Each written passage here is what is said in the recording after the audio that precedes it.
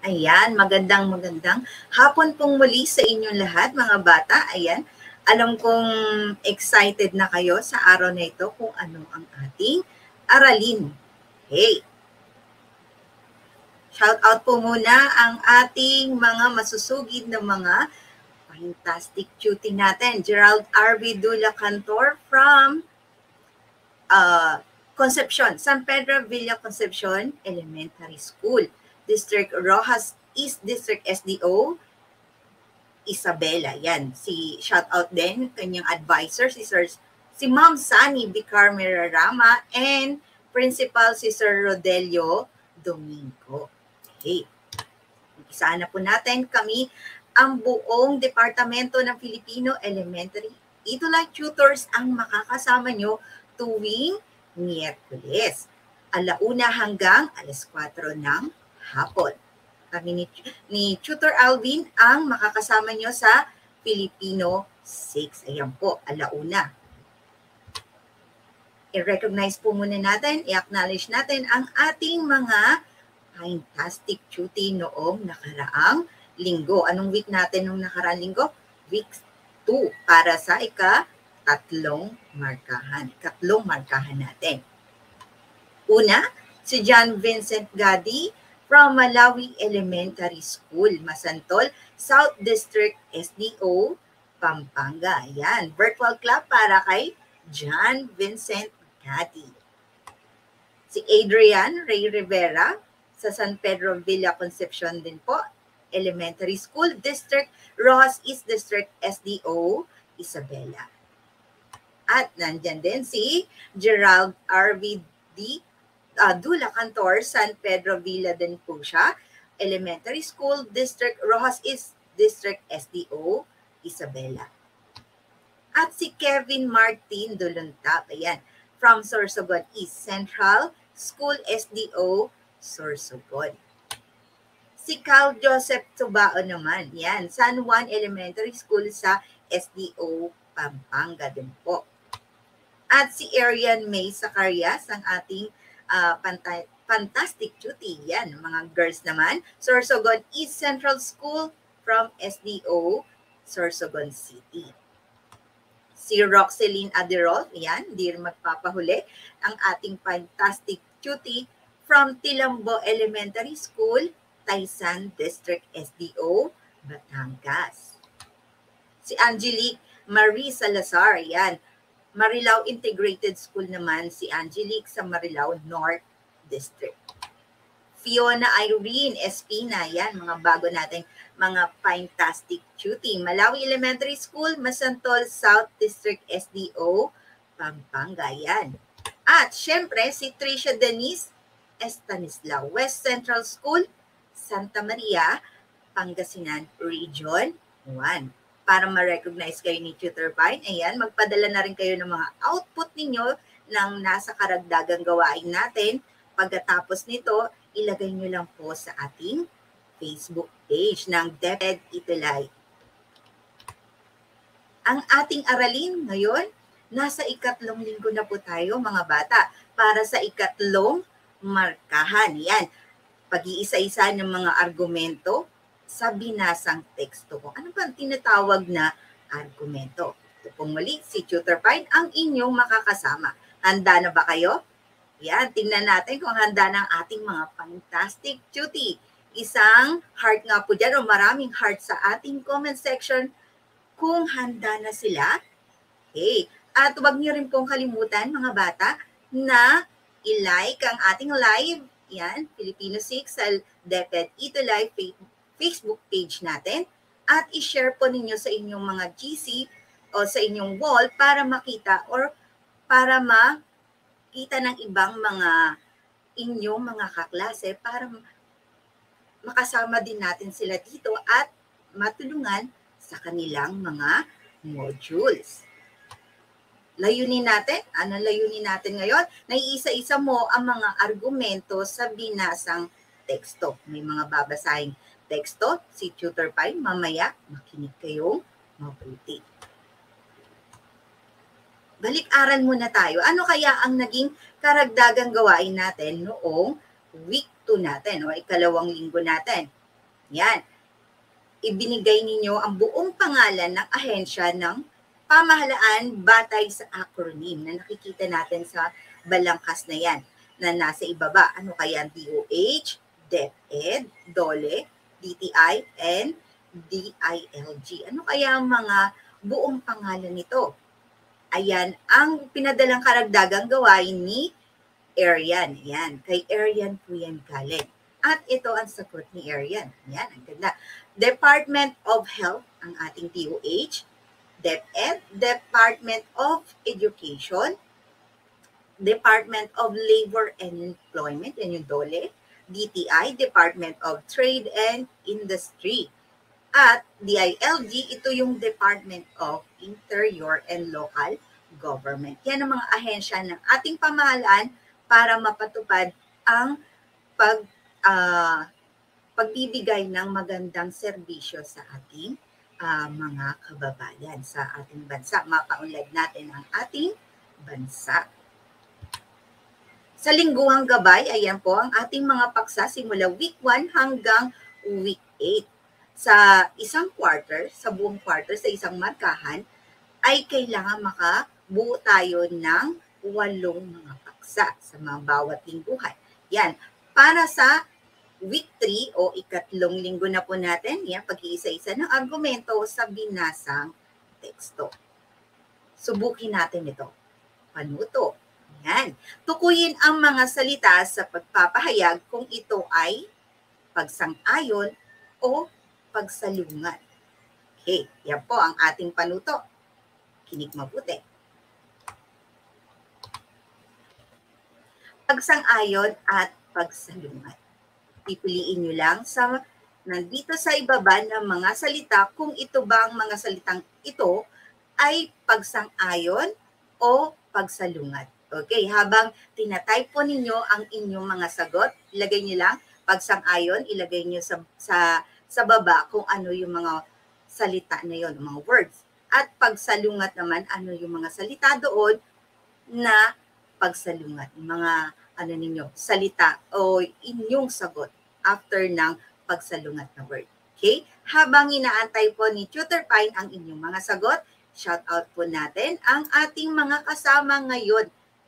Okay, yan, Angelique May Salazar, good afternoon po from Marilao Central School. Yan, Grace Ernie Econian, yan, good afternoon po. Tutor Pine, my name is Rona May Esperanza. Hello, good afternoon, Rona May. Sana makasama ka namin tuwing Miyerkules. Yan, Lorraine Villanueva, advisor po niya si Ma'am Melinda P. Kataga and Sir Joey S. Germar ang kanilang principal. Yan, from Abangan Sur Elementary School, Marilao North District SDO, Bulacan.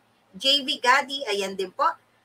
Advisor niya si Ma'am Marjorie Santos Balingit, grade 6, mabait. I'm watching from Malawi Elementary School, Masantol, South District, SDO, Pampanga. Yan, para ma-shoutout kayo ni Tutor Pine, ilagay niyo lang po, katulad ng mga fantastic cutie natin, ang inyong mga school at yung inyong mga principal, ang inyong mga advisor, yung mga teacher ninyo na gusto niyo pong i-shoutout natin. Okay, Adrian, yan po, si Adrian din, Ma'am Sunny Bicarme Rama, and Principal Rodelio Domingo from San Pedro Villa Concepcion Elementary School. Gerald R.B. Dula Cantor, principal din po niya si Sir Rodelio, okay, from San Pedro Villa Concepcion Elementary School din po si Gerald. Roxeline Aderoff, SDO, Batangas. Ayan, grade 6 ang Pagita. Taysan District, Tilambo Elementary School. Roxeline K. Yan po. Si Joseph Conrad Bulaklak. Hello, good afternoon sa iyo, Joseph. At nakikinig ka ngayon kay Tutor Pine. Ayan. Gwyneth Angeline Legaspina Tolentino. Good afternoon din sa iyo. Sana makasama ka namin tuwing Miyerkules din dito kay Tutor Pine. Ayan. Watching from Aurora A. Quezon Elementary School, SDO, Quezon City. Ayan, dati po kami nasa Quezon City din. Okay, Roxeline, JV Gadi, yan, yung ating mga fantastic cutie. Ayan, may bago din. Kimberly Kim from Marilao Central Integrated School North District. Yan. Sino pa po ang hindi natin na shout out? Arian May Zacarias from Sorsogon East Central School. Good afternoon sa'yo. Liana Jean Agot. Ayan, si Liana lagi rin dito kay Tutor Pai nakikinig. From Malasin Elementary School, SDO, City of Ilagan, Isabela. Yan, Diana, Eliza Jane Atriguino, good afternoon po. Ayan, si Enrico Dalupan, good afternoon sa iyo, Sir Enrico. Ayan, from YouTube. Kasamahan namin sa YouTube. Okay, Eliza Jane. Lenny Calara, Sangkanan. Hello, magandang hapon po. Watching from Malawi Elementary School. Okay, tingnan muna natin ang inyong mga sagot. Okay, Angelique, Ezekiel Edra, good afternoon from San Pedro Villa Concepcion. Rojas Isabela, grade 6 Pluto, yan. SDO, Isabela si Ezekiela. Okay, ano na po ang inyong mga sagot? Okay, from yan, kay Roxeline Aderolf, pagsang-ayon niya, tama ka, tunay nga, naniniwala ako. Pagsalungat, hindi totoo, tutol ako, ayaw ko. Yan, kay Carl Dominic, ganun din. Aliana, bravo, ganun din. Kevin Martin Duluntap. Cassandra, bravo, from Gamus Central School, grade 6. Yan, Mahogany still watching, listening in depth at Itulay. Trisha Lorraine Paguyo, pagsalungat, hindi totoo, ayaw ko, tutol ako. Yan, yung mga response ng ating mga learners ngayon. Sabrina Perez, pagsang-ayon, tama ka, naniniwala ko, tunay ka. Yan yung kanyang sagot. Laika Aliyah, pagsang-ayon, tama ka, naniniwala ko, tunay nga. Yan ang sagot ni Laika. At pagsalungat niya, ayaw ko, hindi totoo o tutol ako. Tingnan natin. Tama, pagsang-ayon, kung meron kayong sagot na tama ka, tama kayo mga bata. At sa pagsalungat naman, pili tayo ng isa. Yes, tutol ako. Pagsalungat yan. Kapag gagamitin mo sa iyong pangungusap ang mga yan, pambungad nating mga pangungusap ng mga salita, yan ang maiintindihan natin. Ay, pagsalungat pala yun. Ay, pagsang-ayon pala yun. Sinabi mo na salita. Okay, ito naman. Tunay nga.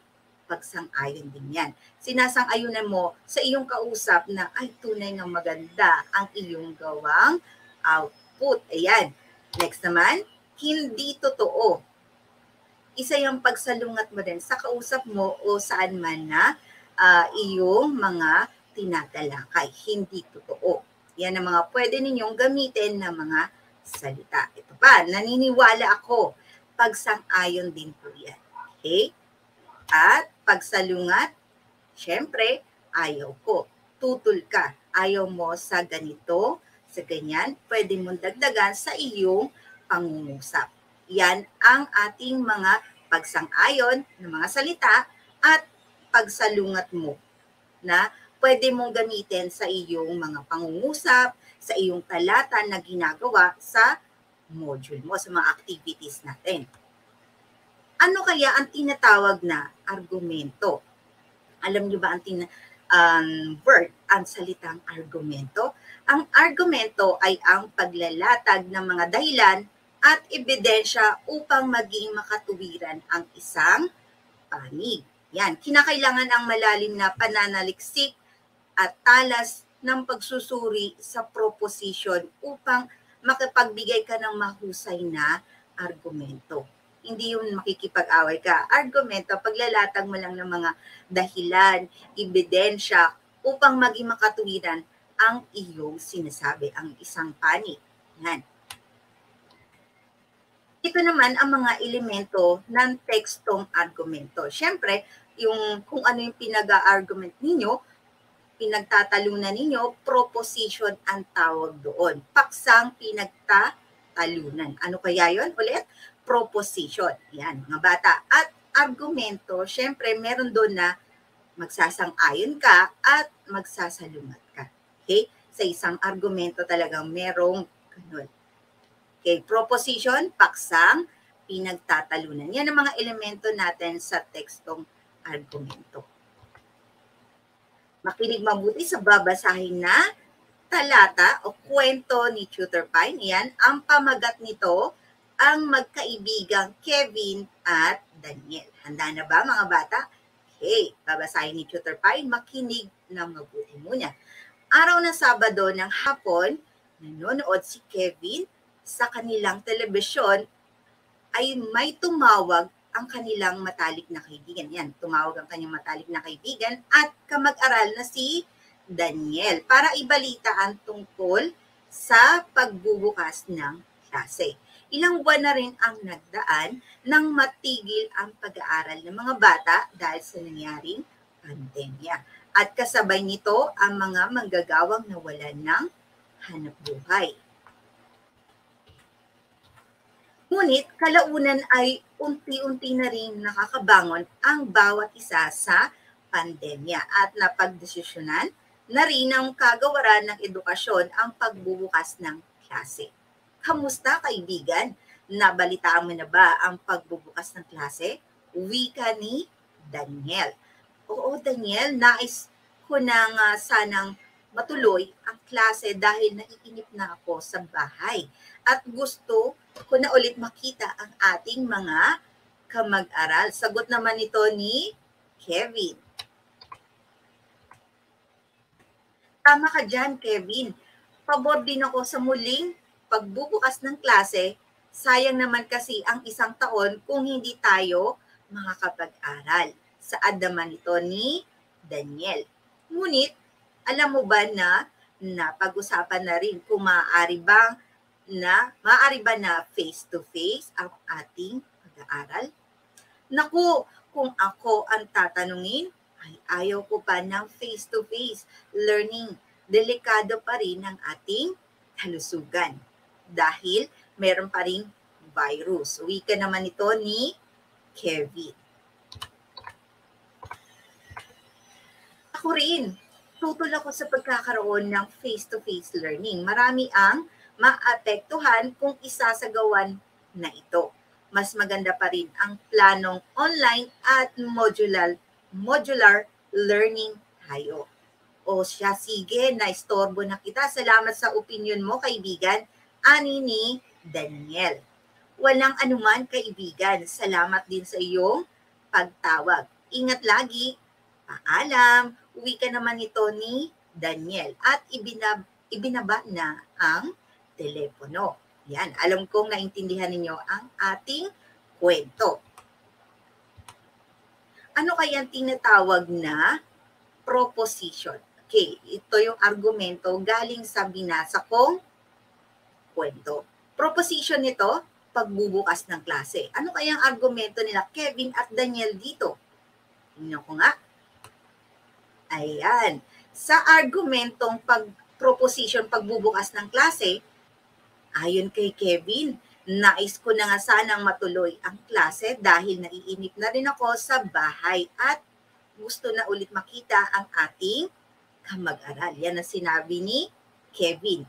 Kay Daniel, pabor din ako sa muling pagbubukas ng klase. Sayang naman kasi ang isang taon kung hindi tayo makakapag-aral. Ang tawag dyan sa argumento na yan, pagsang-ayon. Nakikinig ba mga bata? Okay, ayan po. Argumento na yan, pagsang-ayon. Iba namang proposition. Ito, pagkakaroon ng face-to-face learning. Ano kaya ang ginawa nilang argumento dito sa proposition na pagkakaroon ng face-to-face learning? Ito ang argumento na nabanggit sa binasa ko nila Kevin at Daniel. Ayaw ko pa ng face-to-face learning, delikado. Delikado pa rin ang ating kalusugan dahil meron pa rin virus. Ayon yan kay Kevin.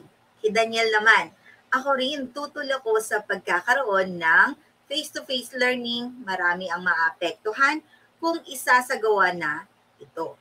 Mas maganda pa rin ang plano, online at modular learning. Yan ang pagkakaroon ng face-to-face learning na proposition na argumento nila, Kevin at Daniel, at pagsalungat yan. Ayan. Pagsalungat mo doon sa pagkakaroon ng face-to-face learning. Yan ang tinatawag na argumento. Okay, ito naman.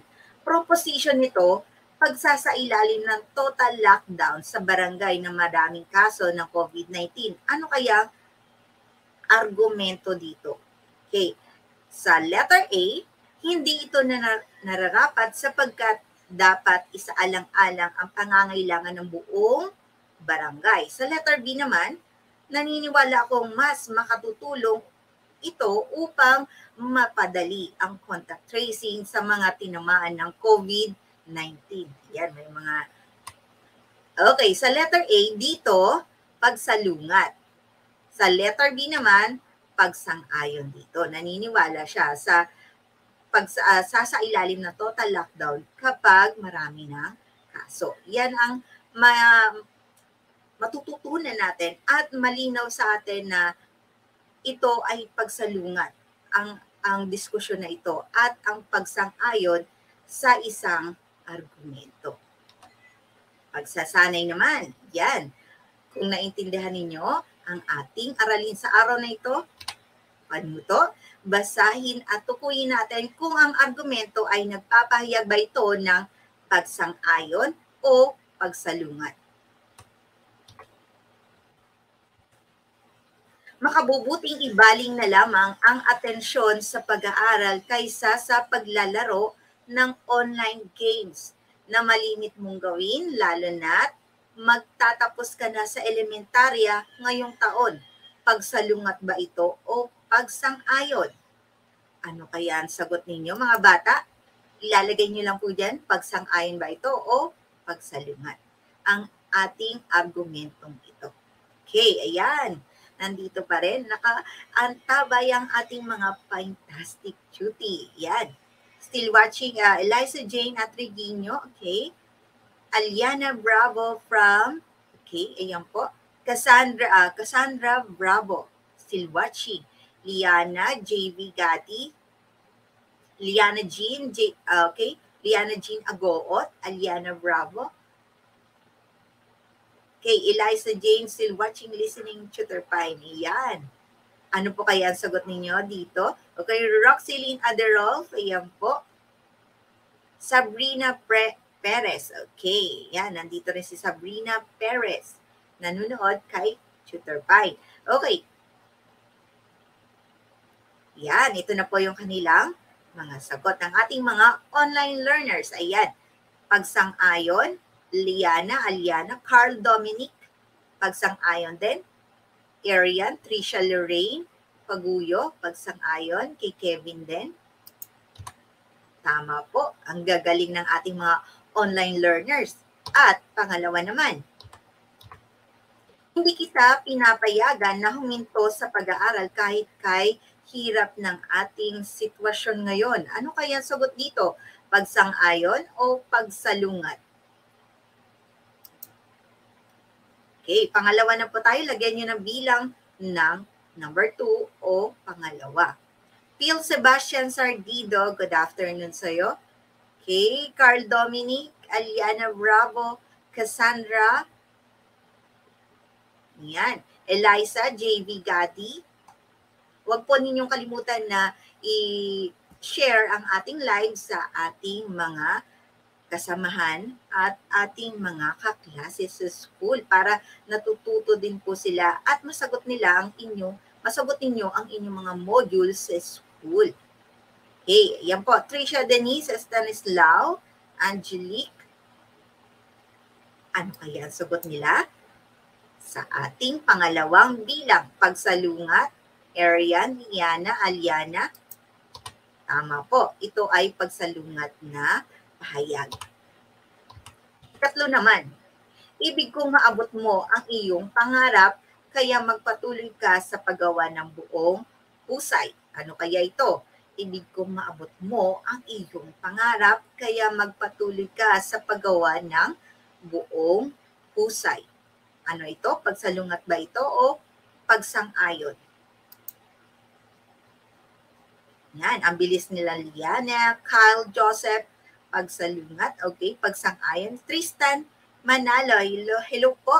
Good afternoon from Santa Rita Elementary School. Ayan, sana makasama ka rin namin ulit sa susunod na Miyerkules. Ayan, si Tristan Manalo, Sabrina Perez, pagsalungat, pagsang-ayon po ang tamang sagot. At ika-apat naman, produktibong tunay ang araw mo bilang mag-aaral kung ang 4 na oras na pagdalo sa isang talakayan. Yan. At 2 oras na pagsagot ng atas na gawain sa module ay nasa sa katuparan mo. Yan, naisa sa katuparan mo. Ano kaya ito? Pagsang-ayon o pagsalungat? Ika-4 na tayo na bilang. Okay, good afternoon sa iyo. Ayan, Cassandra, Eliza, Jean, Gwyneth, Angeline, Legaspina. Ayan, Tolentino. Ano kaya ang sagot nila? Aliana Bravo, Roxeline, pagsang-ayon. Tama po kayo, pagsang-ayon ang pahayag na ito. Ika-5 bilang naman, kanilang ikinakaila na ang dahilan ng pagkaubos ng puno sa kabundukan ay sanhi ng pagguho ng mga lupa at pagbaha sa ilang lalawigan na sumalanta ang bagyo. Ano kaya ito? Pagsang-ayon o pagsalungat? Tingnan na natin ang inyong mga sagot para sa ating huling bilang. Number 5 na po tayo. Okay, yan. Enrico Dalupan, okay, good afternoon. Sabrina Perez, pagsang-ayon.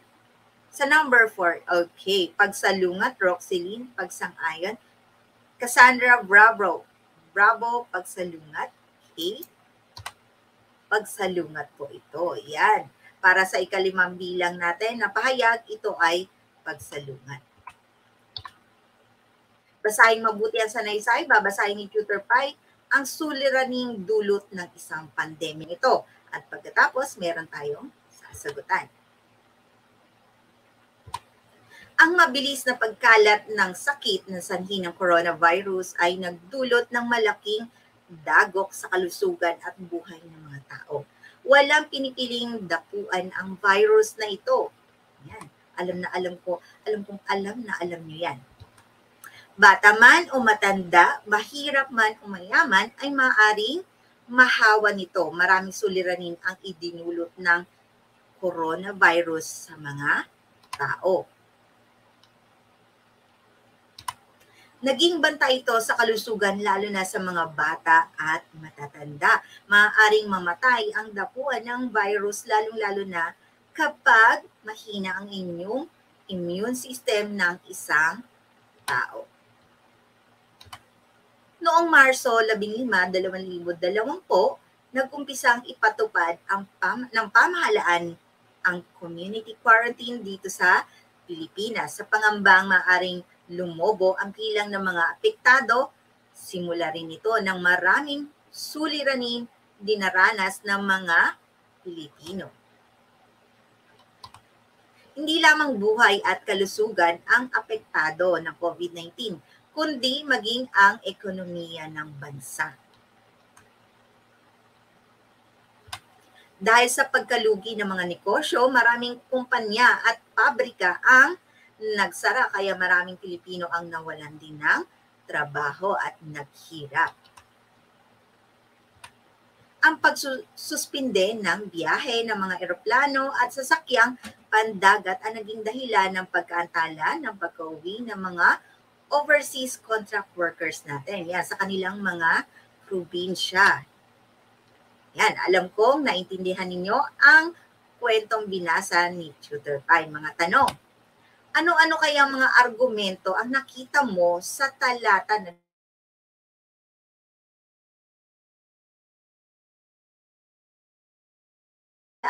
ng impormasyon?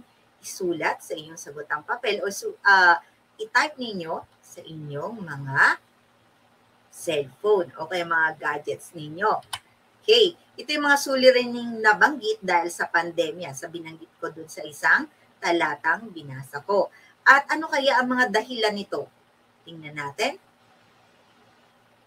Mga suliraning nabanggit at nabanggit dahil sa pandemya at mga dahilan ng suliranin na ito. Ang dami akong binanggit ng mga suliranin at kung ano ang mga dahilan nito.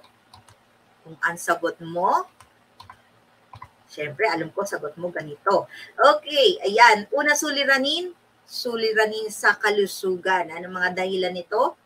Nakamamatay at mabilis kumalat ang sakit. Yan ang mga dahilan ng isang suliranin na yan. Okay. Suliranin din sa edukasyon. Ano ang dahilan nito? Pagkaantala ng pagpasok natin, no? Ng pasukan. Yan. Yan ang mga dahilan na suliranin natin sa edukasyon. Diba? Naantala ang ating pagpasok noon nakaraang taon. Suliranin naman sa ekonomiya, ano yung mga dahilan nito? Maraming nagsarang kumpanya at pabrika. Yan po ang ating mga suliraning nabanggit dahil sa pandemya, dahil sa virus na itong nararanasan natin na COVID-19. Yan ang mga suliranin sa kalusugan, sa edukasyon at ekonomiya. At nandito sa kaliwang kanan na bahagi ang dahilan na suliranin natin na nabanggit ni Tutor Pine sa binasa kong talata. Lagi nating tatandaan, yan mga online learners, lagi nating isaisip ang tinatawag na argumento. Ano ba ito? Ay mga layuning manghikayat, mangakit at mapaniwala sa mungkahi o kaisipang nais nating ipakita. Maaring hango ito sa iba't ibang obserbasyon. Ano bang mga obserbasyon mo sa mga nangyayari natin sa paligid? Ayan, paniniwala mo o sa isang mga umiiral na o sa isang umiiral na katotohanan. Makabuluhan ito sapagkat nahasa natin ang ating kakayahang makalikha ng sarili nating opinyon o tinatawag na pananaw hinggil sa usaping sumasang-ayon ka man o sumasalungat. Ang argumento ay ang paglalahad ng mga dahilan. Nilalahad mo ito, yung mga dahilan at ebidensya o ito yung mga sanhi upang maging makatuwiran ang isang panig o ang isang pahayag. Yan po, kailangan ng paglalahad. Nilalagay mo dyan kung ano dahilan, yung ebidensya, o ano naging sanhi, anong naging dahilan ng isang issue na yan. Ito pong muli si Tutor Pine. Alam kong naintindihan ninyo ang ating aralin sa araw na ito. Kaya naman, masasagot mo ang ating karagdagang gawain. Yan.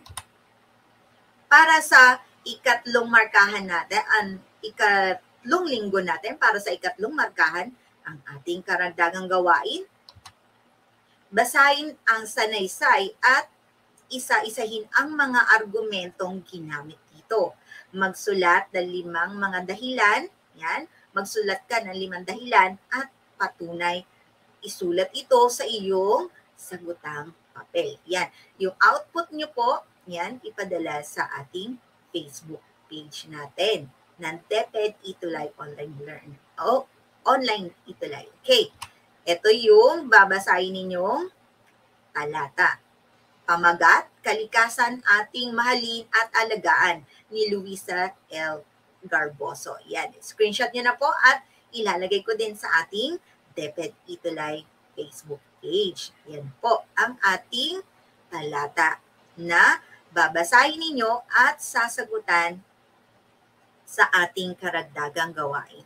Ayan. Maiksi lamang yan, mga bata. Okay. At ito ang sasagutan natin. Mga dahilan o patunay na dapat nating mahalin ang ating kalikasan. Ano kaya mga dapat nating gawin? O ito yung mga dahilan na patunay na dapat nating mahalin ang ating kalikasan para mayroon pang makikita ang ating mga susunod na henerasyon. Ayan, maglagay lang po kayo ng inyong mga pangungusap. Ayan, inyong mga argumento kung ano mga dapat nating gawin para mahalin natin ang ating kalikasan. Preserve natin ang ating kalikasan.